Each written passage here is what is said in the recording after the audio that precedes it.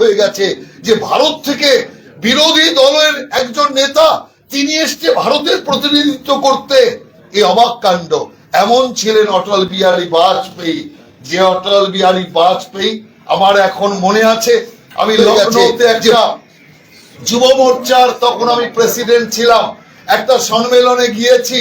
সেখানে যত সমস্ত এরকম হলের লোকেরা, হলের কার্যকর্তারা স্লোগান দিচ্ছে, চিৎকার করে বলছে, ঘাস কা রুটি খাएंगे অটল বিহারী को पीएम बनाएंगे, ঘাস কা রুটি খাएंगे অটল জি को पीएम बनाएंगे।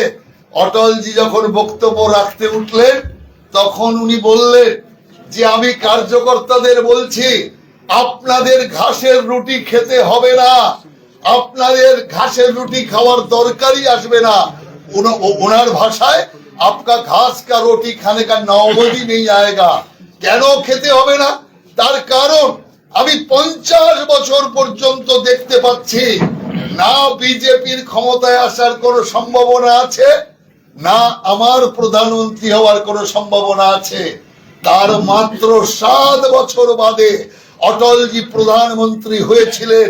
সেই কারণে আমি আপনাদের বলতে চাই 2026-এ যারা তৃণমূল মুক্ত বিজেপি যুক্ত শাসন চোখে দেখতে পাচ্ছেন না, তারাও দেখবেন আচমকা 2026-এর ব্যাপক পরিবর্তনে ভারতীয় জনতা পার্টির সরকার বসবে। আর আজকের এই অটলজির দিন, অটলজির এই জন্মদিন, কর্মদিন, এই দিনই তো মানুষকে মনে রাখানোর দরকার।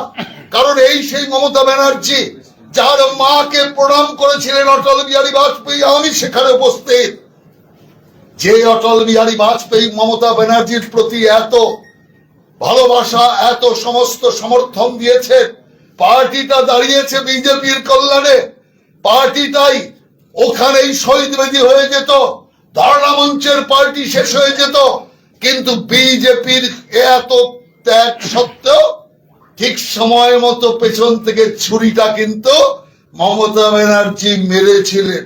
এবং তারপরে আমার মনে আছে, কথাটা এই জন্য বলছি, ঘটনাটা আপনি যা বললাম সবাই আপনারা জানেন, এটা বলার জন্য বলিনি।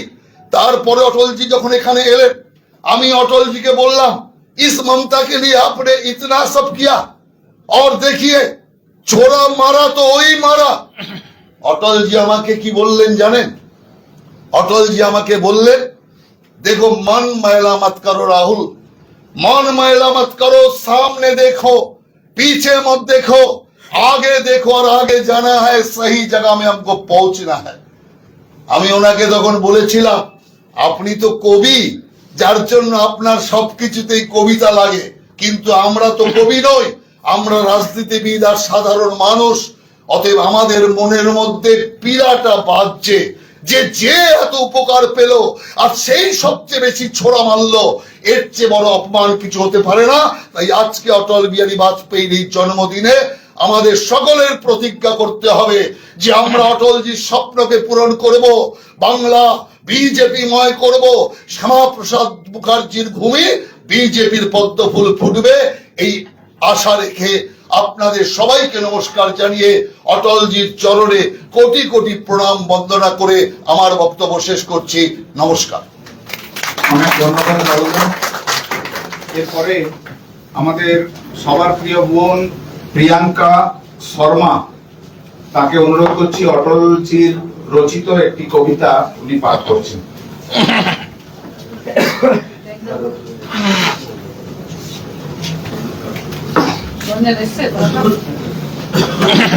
নমস্কার।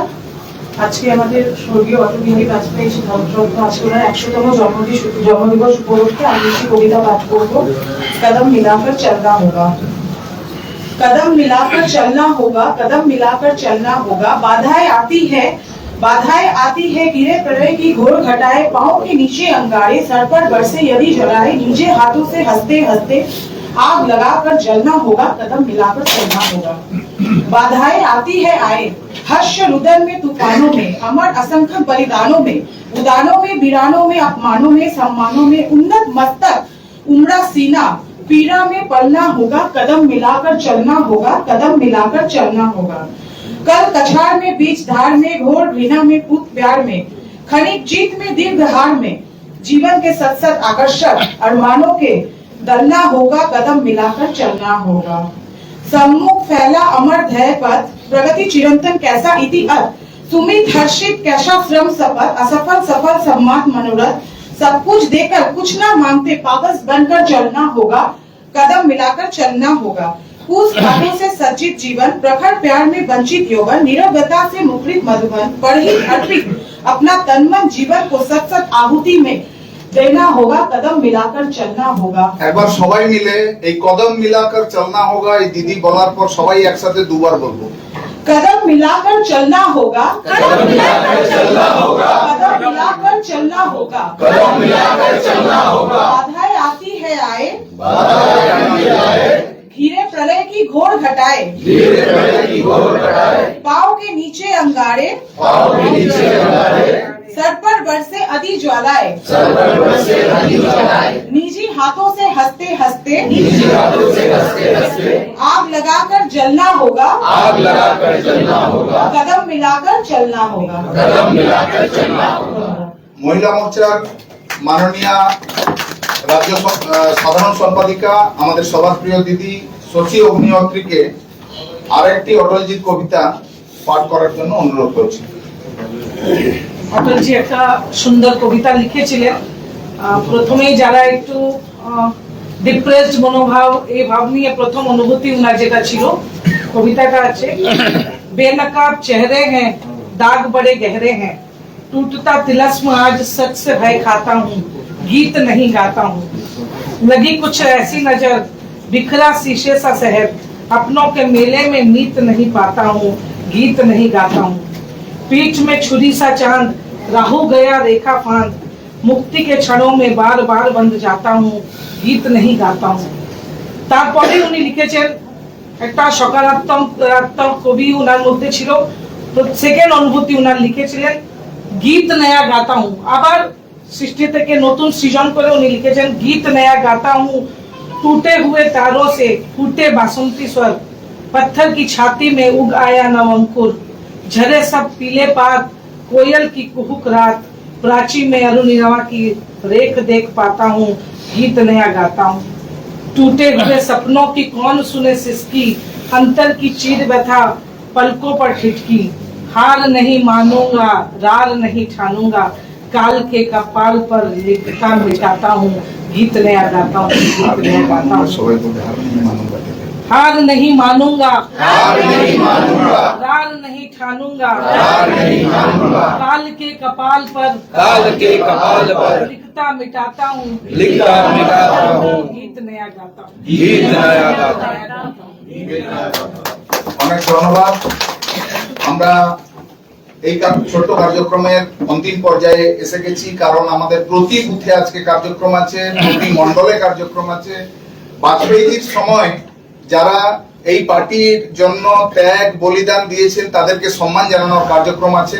সেই জন্য মাননীয় রাজ্য সভাপতিরও আজ সারাদিন ধরে কার্যক্রম। মাননীয় রাজ্য সভাপতি ডক্টর সুকান্ত মজুমদারকে অনুরোধ করছি তার বিষয় রাখার জন্য। সবাইকে নমস্কার।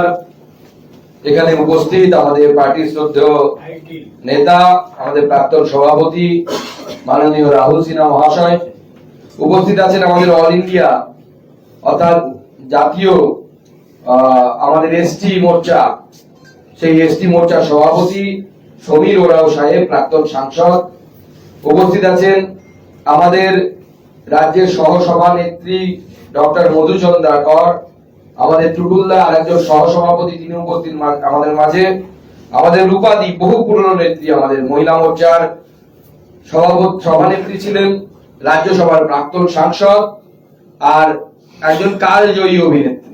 কালজয়ী অভিনেত্রী এই জন্য বলছি, ওনার মহাভারত আমিও ছোটবেলা থেকে আনন্দ পেয়েছি, আমার মেয়েও আনন্দ পেয়েছে কিছুদিন আগে যখন তার রিপিট টেলিকাস্ট হয়েছিল। আমাদের সাভার ধারানিয়াজি, আমাদের রাজ্যের অন্যতম বরিষ্ঠ নেতৃত্ব, আমাদের বিধায়ক সাহেব তিনি উপস্থিত আছেন, সোনামুখীর বিধায়ক। এছাড়াও আমাদের ইন্টেলেকচুয়াল সেল, এসসি মোর্চা, যুব মোর্চা, আমাদের রাজ্যের বিভিন্ন নেতৃত্ব, সবার নাম আমি নিচ্ছি না, এবং যারা ভারতীয় জনতা পার্টির কর্মী সমর্থক এখানে আমরা উপস্থিত হয়েছি। আমরা অটলজির জন্ম শতবর্ষ, অর্থাৎ 100 বছর। সেই জন্ম শতবর্ষ আজকে থেকে শুরু হলো, লাগাতার 1 বছর ধরে বিভিন্ন অনুষ্ঠান চলবে। অটল বিহারী বাজপেয়ীর কথা যখন ওঠে, অটল বিহারী বাজপেয়ী জিকে আমরা যারা দেখেছি, আমরা দূর থেকে দেখেছি, রাহুল দ্বারা কাছে থেকে দেখেছেন। আমি অটলজিকে যখন বিশ্লেষণ করতে যাই, আমরা অটলজি একটি সাগর, যার কোনো তল বলে কিছু নেই। একজন রাজনেতার মধ্যে, একজন রাজনৈতিক চরিত্রের মধ্যে এত কিছু সমাবেশ একসাথে হতে পারে, খুব বিরল দৃষ্টান্ত দেখা যায়। অসাধারণ স্টেটসম্যান। বলছিলেন নরসিংহ রাও পাঠিয়েছিলেন, রাহুলদা বললেন নরসিংহ রাও তাকে ইন্টারন্যাশনাল লেভেলে ভারতকে প্রতিনিধিত্ব করতে পাঠিয়েছিলেন। সেখানে অটল বিহারী বাজপেয়ী আমাদের রাষ্ট্রকে রিপ্রেজেন্ট করেছেন রাষ্ট্রপুঞ্জে। সেই রাষ্ট্রপুঞ্জে রিপ্রেজেন্ট করার সময় তিনি ভারত সরকারের কথা বলছেন। পাকিস্তানের যারা প্রতিনিধি এসেছিলেন অবাক চোখে তাকিয়ে দেখছেন, কি অটল বিহারী বাজপেয়ীকে দেখছি, যে অটল বিহারী বাজপেয়ী তার তীক্ষ্ণ শ্লেষের দ্বারা ভারতবর্ষের মধ্যে কংগ্রেস সরকারকে ছিন্ন বিচ্ছিন্ন করে দেয়। সেই অটল বিহারী বাজপেয়ী ইন্টারন্যাশনাল লেভেলে গিয়ে, সেই আন্তর্জাতিক মঞ্চে গিয়ে ভারতবর্ষের উন্নয়নের কথা বলছে, ভারতবর্ষ কত দূর জার্নি করে এসছে, কত উন্নয়ন করেছে তার কথা বলছে। পাকিস্তানের প্রতিনিধিরা জিজ্ঞেস করছে, অটলজি আপনাকে তো আমরা দেখেছি অন্য অটল বিহারী বাজপেয়ী হিসেবে, যিনি কংগ্রেসকে ছিন্ন বিচ্ছিন্ন করে দেন। আজকে এই আন্তর্জাতিক মঞ্চে আপনাকে কংগ্রেস প্রতিনিধিত্ব করতে পাঠিয়েছে, আপনাকে প্রধানমন্ত্রী প্রতিনিধিত্ব করতে পাঠিয়েছে, এবং আপনি সেই কথাগুলো বলছেন যেগুলো কংগ্রেসের লোকের বলার কথা। অটলজি তো সেদিন বলেছিলেন যে যখন আমি দেশের হয়ে প্রতিনিধিত্ব করতে যাচ্ছি, তখন আমি একটিও শব্দ আমার দেশের বিরুদ্ধে বলবো না, আমার দেশের সরকারের বিরুদ্ধে বলবো না। এটা হচ্ছে অটল বিহারী। আর আজকে আমরা কি দেখতে পাচ্ছি, আমাদের ভারতবর্ষের বিরোধী দলনেতা রাহুল গান্ধী সাহেব যখন বিদেশে যাচ্ছেন, তার বক্তব্য শুনে বোঝা যাচ্ছে না তিনি ভারতবর্ষের প্রতিনিধি নাকি অন্য কোনো দেশের প্রতিনিধি হয়ে তিনি তার বক্তব্য রাখছেন। অটল বিহারী বাজপেয়ী লোকসভাতে ভাষণ দিতে গিয়ে বলেছিলেন ওনার পদত্যাগের সময়, উনি এই ঘটনা সবার সামনে এনেছিলেন যে পাকিস্তানের লোকেরা, অর্থাৎ যারা প্রতিনিধি ছিলেন, তারা কিভাবে দেখেছিলেন, অটলজিকে অবাক চোখে দেখেছিলেন। অটলজি সেই সময় লোকসভায় দাঁড়িয়ে বলেছিলেন যে রাজনীতি চলবে, বিভিন্ন দল তৈরি হবে, বিভিন্ন দল ভেঙে চলে যাবে, কিন্তু এই দেশ ঠিক থাকা দরকার, এই দেশ কোনদিন যেন ভেঙে না যায়, এই দেশ যেন ভেঙে যায়। অটল বিহারী বাজপেয়ী কে? অটল বিহারী বাজপেয়ী সেই অটল বিহারী বাজপেয়ী যিনি আজ থেকে 100 বছর আগে জন্ম নেবার পর যখন তার নেতৃত্বে আমাদের প্রতিনিধিরা জনতা দলের সরকারের কাছে সরকারের অংশগ্রহণ করলেন, অপশন দেওয়া হয়েছিল তাদেরকে কিছুদিন পর যে আপনাদেরকে দুটোর মধ্যে একটা চুজ করতে হবে, হয় আপনাদেরকে রাষ্ট্রীয় স্বয়ংসেবক সংঘের সাথে সমস্ত সম্পর্ক ছিন্ন করতে হবে, তাহলে আপনারা সরকারে থাকতে পারবেন, আমাদের সাথে থাকতে পারবেন, নচেত আপনাদেরকে অন্য কিছু ভাবতে হবে। অর্থাৎ সরকারে থাকতে গেলে রাষ্ট্রীয় স্বয়ংসেবক সংঘ অর্থাৎ আদর্শের সাথে কম্প্রোমাইজ করতে হবে। আজকে আমরা দেখতে পাচ্ছি কেউ বিধায়ক নির্বাচিত হয়ে কয়েক লাখ টাকা বা কোটি টাকার লোভে বা একটা স্করপিওর লোভে অন্য দলে লাভ দিয়ে চলে যাচ্ছে। কেন্দ্রীয় মন্ত্রিত্ব, সেই সময় অটল বিহারী বাজপেয়ীর নেতৃত্বে ভারতীয় জনতা পার্টির সেই সময় তৈরি হয়নি। জনসংঘে যারা ঢুকেছিলেন, জনসংঘে যারা ছিলেন সেই জনতা দলের সরকারে, তারা বেরিয়ে এসেছিলেন 1980 সাল। সেই 1980 সালে বেরিয়ে এসে মুম্বাইয়ে অটল বিহারী বাজপেয়ীর নেতৃত্বে ভারতীয় জনতা পার্টি প্রতিষ্ঠা হলো। অটলজি সেই সময় দাঁড়িয়ে মুম্বাইয়ের সৈকতের প্রান্তরে, সমুদ্র প্রান্তরে সন্ধ্যেবেলায় উনি বলেছিলেন যে এই ডুবন্ত সূর্যকে সাক্ষী রেখে আমি বলে যাচ্ছি, উনি নিজের সেই অননুকরণীয় আন্দাজে বলেছিলেন, সূরজ নিকলেগা আন্ধেরা ছটেগা কমল খিলেগা। সেই বিখ্যাত উক্তি তিনি ভবিষ্যৎ দেখতে পেয়েছিলেন। আজকে তার সেই মন্ত্র নিয়ে আমরা ভারতীয় জনতা পার্টির সৈনিক আমরা সামনের দিকে এগিয়ে যাচ্ছি। অটলজির জন্মদিনকে সুশাসন দিবস হিসেবে পালন করা হয়। রাহুলদা বললেন, আমি নিজের জীবনের অভিজ্ঞতা বলছি। আমি যখন এমএসসি করতে নর্থ বেঙ্গল ইউনিভার্সিটিতে যেতাম, মাসে একবার করে বাড়ি আসা হতো। আমাদের তখন কোনো ট্রেন কমিউনিকেশন ছিল না। বালুরঘাট থেকে নাইট সার্ভিস বাসে উঠতাম, শিলিগুড়ি গিয়ে নামতাম, শিলিগুড়ি থেকে নাইট সার্ভিস বাসে উঠতাম, বালুরঘাটে নামতাম। যখন শিলিগুড়ি শিব মন্দির থেকে নাইট সার্ভিস বাসে উঠতাম, বাস লাফাতে লাফাতে লাফাতে যেত।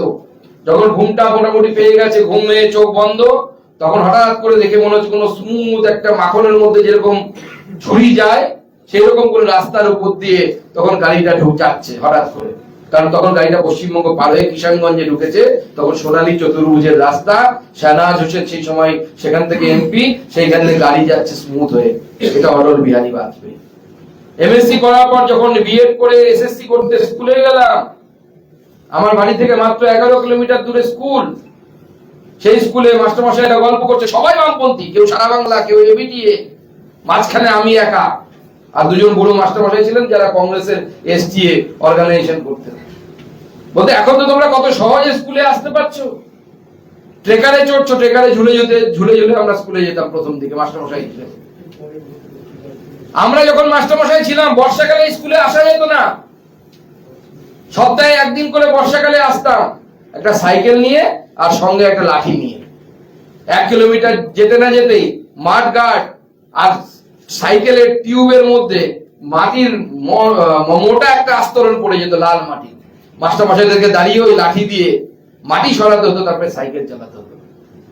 তারপর সেই বামপন্থী মাস্টারমশাইরা বলছেন, যখন অটল বিহারী বাজপেয়ী, তোদের অটল বিহারী বাজপেয়ী প্রধানমন্ত্রী হলেন, সেদিন গ্রামীণ সড়ক যোজনার মাধ্যমে স্কুলের রাস্তা পাকা হলো, স্কুলে আসতে আর কোনো অসুবিধা থাকলো না।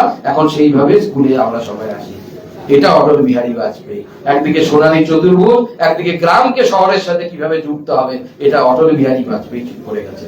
সর্বশিক্ষা মিশন, একের পর এক বৈপ্লবিক চিন্তা। ভারতবর্ষকে সেই বীজ, এটা বন্ধ রাখুন, বীজ বপন করে দিয়ে গেছিলেন উন্নয়নে। ঢুকলে নিস্তব্ধে ঢুকুন, কথা বলবেন না কেউ। সেই বীজ বপন করে দিয়ে গেছিলেন, যে বীজ বর্তমানে নরেন্দ্র মোদীর মতো মহির হয়ে পরিণত হয়েছে। আমরা অটলজির পথকে অনুসরণ করছি, সেই পথকেই সামনের দিকে নিয়ে যাচ্ছি। আজকে সুশাসন দিবস, পশ্চিমবঙ্গ সব থেকে বেশি সুশাসন তার জন্য অপেক্ষা করছে। কারণ কি? কারণ আমরা সব থেকে ভালনারেবল হয়ে আছি এই মুহূর্তে। আজকে মুর্শিদাবাদ, কখনো বসিরহাট, কখনো অন্য কোথাও একের পর এক জঙ্গি ধরা পড়ছে। তাদের আধার কার্ড, ভোটার কার্ড, কোনো কিছুর অভাব নেই। হয়তো আমি নাগরিক হিসেবে যে কটা কার্ড দেখাতে পারবো, তার থেকে হয়তো 2-4টে কার্ড বেশি সে দেখিয়ে দেবে। এই হচ্ছে আমাদের সরকারের মহিমা। তারা আমাদের সরকারের দলকে, সরকারি দলকে ব্যবহার করে পশ্চিমবঙ্গের ডেমোগ্রাফিকে চেঞ্জ করার চেষ্টা করছে। পশ্চিমবঙ্গের মধ্য দিয়ে গোটা ভারতবর্ষের ডেমোগ্রাফিকে চেঞ্জ করার চেষ্টা করছে, পরিবর্তন করার চেষ্টা করছে। উদ্দেশ্য কি? উদ্দেশ্য তো খুব সহজেই সামনে আমাদের ফিরাদ হাকিম সাহেব বলে দিয়েছেন, যে তারা 33%, সেখান থেকে 51% হতে হবে। তাহলে পরে সব কেল্লা হবে। বাঙালি তবুও ঘুমোচ্ছে অনেক জায়গায়, বিশেষ করে কলকাতায় ঘুমোচ্ছে। তারা ভাবছে সেকুলারিজমের, আমরা সেকুলারিজমের আন্ডা খাবো আর আরামসে ঘুমোবো নিস্তব্ধে, বা ক্রিসমাসের কেক কাটবো, আরামসে থাকবো, বা দুর্গাপুজোর অষ্টমীতে বিরিয়ানি খাবো, খেয়ে আরামসে ঘুমবো। আপনি আরামসে ঘুমোতে পারবেন না। বাংলাদেশে যে পরিস্থিতি তৈরি হয়েছে, সেই পরিস্থিতি যেদিন আপনার দরজায় কড়া নাড়বে, সেদিন আপনি যদি বলেন যে আপনি সেকুলার, সেদিনও আপনার কল্লা যাবে। সেই দিন আসে, সেই দিনের জন্য প্রস্তুত হন, যদি এখন সচেতন না হই আমরা। সেটা আজকে অটলজিকে আরো বেশি করে স্মরণ করা প্রয়োজন। কাঁটাতারের বেলা অটলজি দিয়েছে, কাঁটাতারের বেলা রাহুলদা মনে করালেন।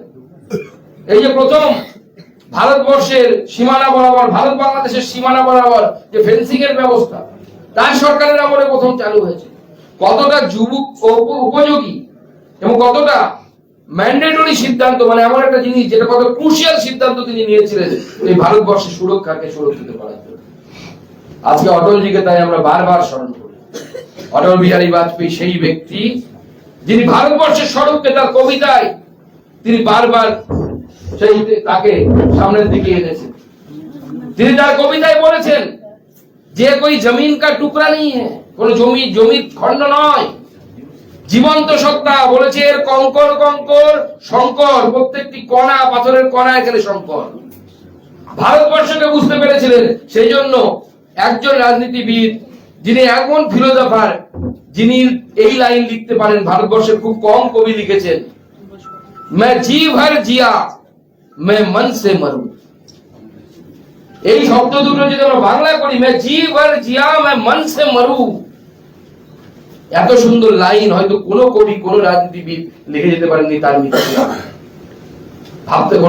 ভাববেন একলা বসে অন্ধকার ঘরে অটলজি যে লাইনটা বলে গেছেন, मैं जी भर जिया मैं मन से मरू, মরবো মন দিয়ে মরবো আর কি। মানে আমরা যখন মন দিয়ে পড়াশোনা করি, মন দিয়ে সমস্ত কাজ করি, মন দিয়ে মরার কথা ভাবছেন একজন কবি, একজন রাজনীতিবিদ।